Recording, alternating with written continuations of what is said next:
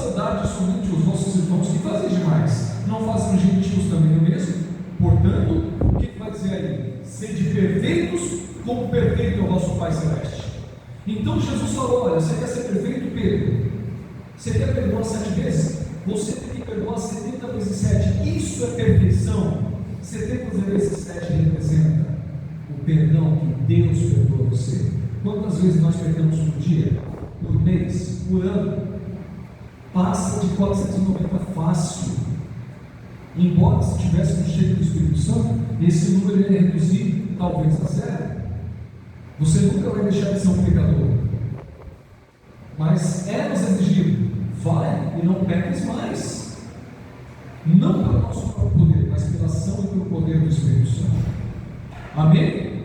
Agora repare, como é que Jesus terminou essa frase aqui? Sede perfeitos, perfeito é o vosso Pai Celeste. Perdoe como Deus te perdoa.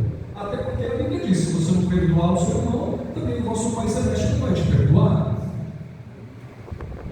Você tem que entender que sejam perfeitos, mas olha como Lucas termina essa narrativa. Lucas capítulo 6.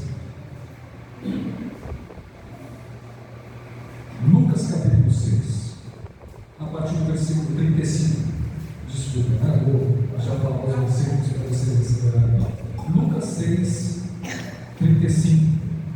É a mesma situação, olha para cá, é a mesma situação, Jesus falando o mesmo discurso que Mateus escreveu, só que Lucas acrescentou algumas coisas que Mateus esqueceu. E termina de outra forma.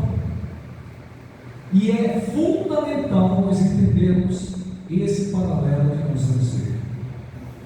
Lucas 6,35 diz assim: amai, pois, os vossos inimigos, fazei o bem e emprestai. Está acrescentando: sem esperar nenhuma paga, será grande o vosso galardão, e sereis filhos do Altíssimo quando você faz o bem, sem esperar retorno. Aí ele diz assim: pois ele é inimigo até para os ingratos e maus. Olha como ele termina no versículo 36: sede misericordiosos, como também é misericordioso o vosso Pai. É o mesmo discurso, só que um diz assim: sede perfeitos, e o outro diz: sede misericordiosos, como é o vosso Pai. Vocês entenderam o que vocês acabaram de ler?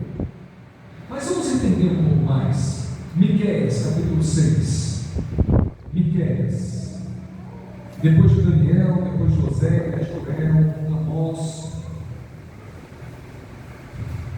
Obadias, Jonas, Miqueias, capítulo 6. A partir do versículo 6. Miqueias 6, a partir do versículo 6.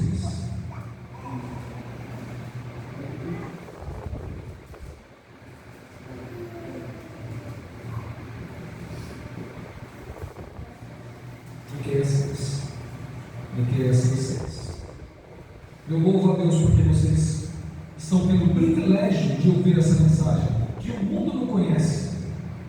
Gente, o mundo não sabe nada do que vocês vão ouvir agora. Nada. É uma bênção muito grande vocês estarem aqui hoje. Miqueias capítulo 6, a partir do versículo 6 até o 8, diz assim: com quem me apresentarei ao Senhor e me inclinarei ante Deus dos céus? Virei perante Ele com holocaustos, com bezerros de um ano? Agraciar ao Senhor de milhares de carneiros, de 10.000 ribeiros de azeite? Darei o meu primogênito pela minha transgressão, o fruto do meu corpo pelo pecado da minha alma? Aí ele termina o profeta dizendo assim: ele te declarou, ó igreja do Preá, o que é bom e o que é que o Senhor pede de vocês: que pratiques a justiça, ames a misericórdia e ande humildemente com seu Deus. Ou seja, o profeta está dizendo assim: eu vou encher a minha região de sacrifício, mudando para os nossos dias. Eu vou vir aqui pedir perdão, me ajoelhar, me arrastar diante de Deus, mostrar que eu sou, vir em todos os cultos, participar de todos os ministérios da igreja, gastar todo o meu dinheiro na obra. Deus, Ele quer que você pratique a justiça, ame a misericórdia e ande humildemente, Senhor. É assim que eu tenho que fazer? É assim que eu vou fazer, porque o Senhor sabe que é melhor para mim. alcançar a felicidade. Então, se eu li, se eu ouvi, é assim que eu vou viver. Eu vou andar humildemente diante de ti. Mas o que é amar a misericórdia? Amar a misericórdia. Ele diz: pratique a justiça. Ele podia falar: pratique a misericórdia. Mas o que é amar a misericórdia? Quando você ama uma coisa, como você ama? Com quem você ama? Como é que você se relaciona com aquilo que você ama? Eu ocupo o seu pensamento. Aquilo que você ama, você acaricia, você zela. Então Deus está pedindo isso. Por quê, irmãos? Porque a misericórdia é uma das maiores provas, características, exemplos de amor abnegado que existe, o amor de Deus. E nós somos chamados para amar não qualquer amor, mas o amor que vem de Deus.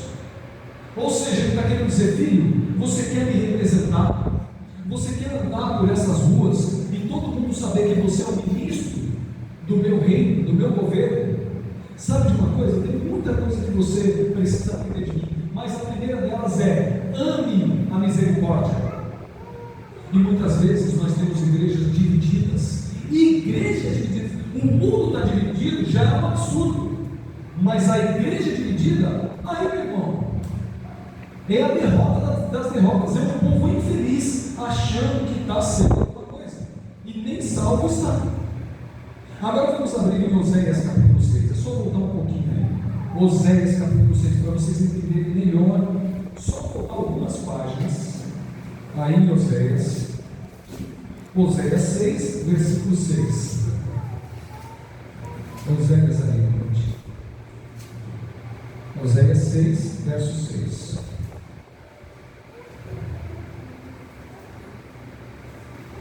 Antes de eu chamar as lermos esse versículo, na Bíblia, vocês já devem ter percebido isso, vocês que são estudantes da Bíblia como servos de Deus.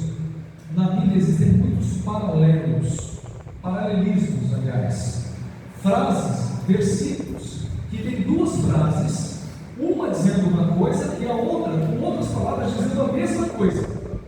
Entendeu? Por exemplo, vou dar um exemplo aqui, deixa eu inventar um exemplo aqui.